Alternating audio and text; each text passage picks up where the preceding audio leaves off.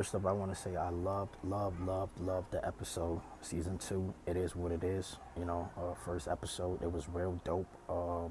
AB came and he really spoke to what transpired between him and Tom Brady. And that's why I love the platform that Cam and Mace has, because the athletes feel very comfortable and they open up and they tell us the stories that they will be more afraid to speak about on major platforms, ESPN, FS1s, where they will hold back. Cam and Mace provides them a platform where they feel comfortable, and the things that they feel like they'll be canceled for, they'll open up more to the culture, because when they speaking to the culture. When they're on the bigger platforms, I think they be thinking they speaking to white people and the owners and everybody's watching them, you know what I'm saying? So I think, well, according to AB, Gisele had a lot to do with Tom Brady and his relationship going sour. And I want you to watch it.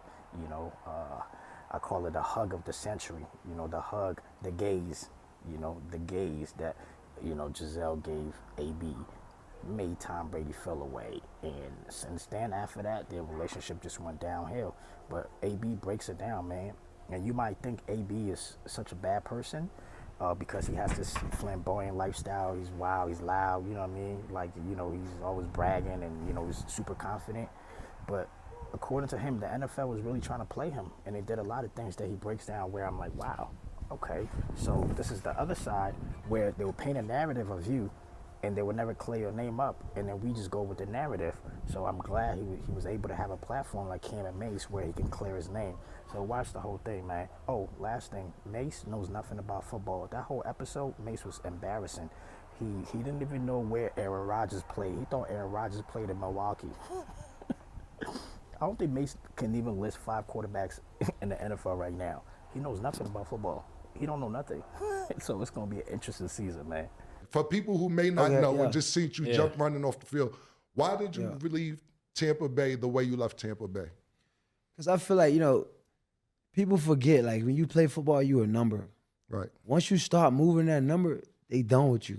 right, So when I won the Super Bowl in 2020, I think people forgot the story of how I got to Tampa. And, when stuff happened in the world, people don't look for the correlation of things, what led to that. What's the reason that happened? I think people just want to know why that happened. right. They don't do the history to understand, like, what was the build up to it, Right. So to take you back, to educate everyone, Right. how I even got a relationship with Tom Brady. I was playing with the Steelers 9 years. I finished my 9th year in 2018. I figured out, like, the system of football is a certain way. Once you get to a certain level and you ain't operating the way they want you to operate, I realized these guys are ruining my name publicly, making me look somebody totally different. So I'm like, all right, they got a new receiver. So I'm like, oh, I get it. 2018, I have 1,200 yards, 100 catches, lead the NFL in touchdown catches. But we got a new player, receiver, young kid. So I understand the game with growing up watching Hines Ward play.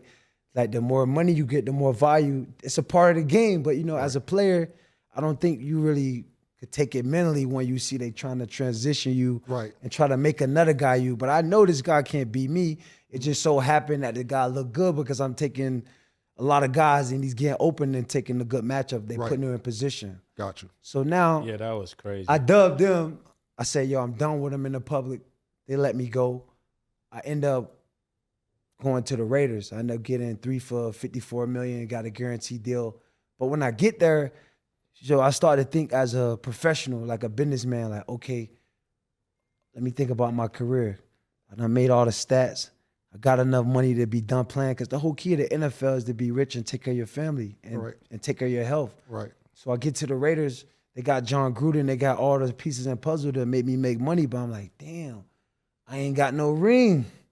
So I'm like, I got the money, I got the stats, but I'm like, I ain't a champion. So I'm like, damn, Mark Davis, man, I got respect for you, man. I don't want to be a Raider, man. You could keep the money, man. Just let me go. Right. So he like, I respect you, man. I'm going to do it. I get leads from Raiders, but I dropped like a YouTube with it.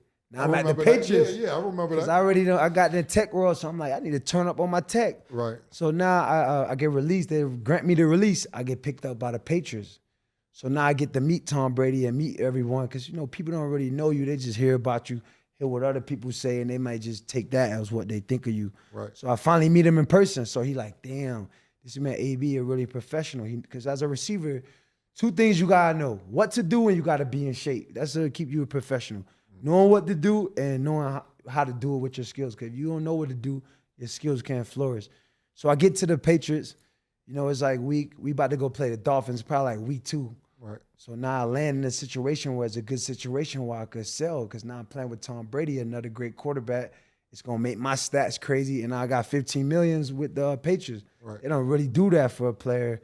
On offense, a player, they didn't give Randy Moss no player ever they gave that deal. Right. So now I come there, I own the respect from Tom Brady because he know why. Shit, this guy a really difference maker. He's good on the field. He's an example to other players because 2 things about me, I'm never run out of energy. Like, you know what I mean? As a player receiver, you got to have the most gas. Like, you can line up with me, but in a total of plays, I'm going to wear you out because I got the physical condition, the skill set, and I know what to do. Right. So long story short, I get to the Patriots. Tom Brady finally see me in action. Not what he read on TV, not what he see in the newspaper, but real time. So now he like, damn, this guy's really professional, serious about what he do, and he possessed the skill set to win. So I played 1 game with him, and then after I played the 1 game, they're like, shit, we can't let this kid do all this stuff he done did. We're leaving the Steelers, leaving the Patriots, and leaving the Raiders and land on the Patriots.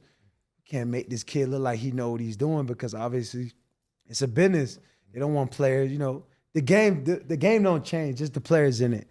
So now I meet Tom Brady. I play 1 game, I lead the team. You know, he's telling me like, yo, Edelman, like, what? AB come here. Now Edelman like, yo, I see why. So it's like he already was going to back for me at the Patriots. So now I play the first game, I'm #1 receiving. Now they like make up in the media. AB texting this girl. So now the NFL got to blackball me now because they don't want players to see all the moves I made and make other people do it. So now they got to just like dub me. So they're saying you're texting. They said I text a girl who they was like using to like blackmail me in regards of playing ball. So now they say, oh, he texted this girl, some threatened, and now they got to release me. They end up still paying me $5 million for 1 game in 2019. But they just wanted to make an emphasis like, yo, we can't make this guy be right. We can't make this guy win with Tom Brady. So now I play 1 game. They send me home, put all the drama out. I wait till 2020, suspend the 8 games, and come back and win with Tom Brady. So in the midst of me meeting Tom Brady in 2019 playing for the Patriots, I come back and play with him in Tampa 2020 and win the Super Bowl.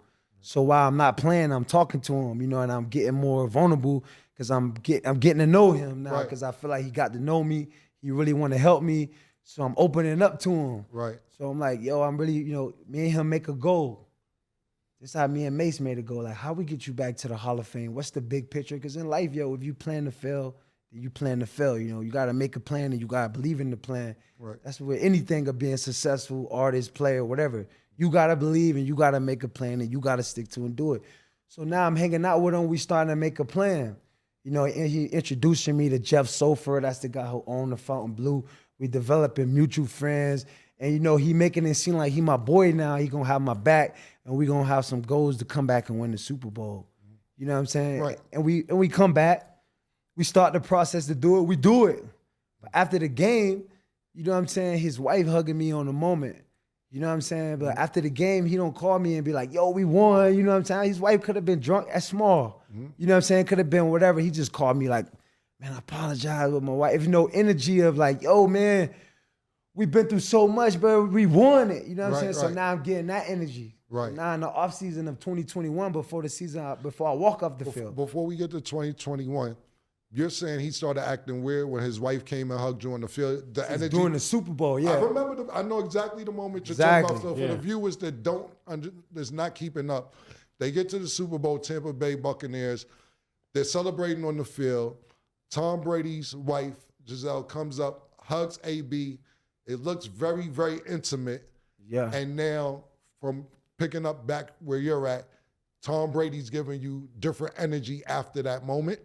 After that moment, he called me after the game. Right. I didn't see him on the field, you know what I mean? Right, okay. Because I'm looking for him because I felt awkward in that moment. Did you feel vulnerable? Because you look vulnerable there. Yeah, I was a little awkward because it's like me as a man, you know, we men. Yeah. In this type of situation, you don't want to be in. I don't want to be that guy like, yo, not me. Like, you know what I'm saying? So I'm like, yo, I'm a little awkward. Like, you know because I got my family watching too. So I'm like, yo, I don't want to be that guy. Right. So, I kind of just like, took it for what it was. And like, hopefully I was going to see him and be like, it's love. We did what we did. And, I never seen him on the field. I never seen him after. I just seen him when I got home after the game. Right. And he called me just like, apology. It was, so. Right. I ain't think nothing much over it. I'm just like, man, maybe it was a mishap. Someone, they drinking, they may have cited. It just happened, move forward. Stuff like that could have raised your child support. Yeah, crazy, huh? All it takes is something like that. What was she saying, though? She was just looking at my eyes like, as a man, a woman don't supposed to be in your face. That close looking you in your eyes. Yeah. So to me, I'm like, you holding me two hands and you in my eyes. So it's like, as a man, you like, no words. I'm trying. All gaze, no words. All gaze. All so it's like it's gazing time. Like, yeah, she was on gazing. Yeah, it's like it's almost a make out hour. I'm like, don't do it to me, you know. What happened right there? Yeah, so I was in my family there, they watching. So I think she was just in a moment of excitement, but it's like in that situation, it just looked bad because we just won. And it's like, that's the moment you need to be with your family. Right. You know what I mean? So me, I'm just like, I'm feeling awkward. But I'm like, I want to get back to that because I want to finish this story. After he calls you and says he's sorry, etc., that's the end of that season. And do y'all hang out still? And how's it leading to the next season? So that's the end of that season. Right. I just kept it low with my family. So now the off season start. And it's talking about new deals. You know what I mean? In my mind, I'm like, shit, we just won a Super Bowl.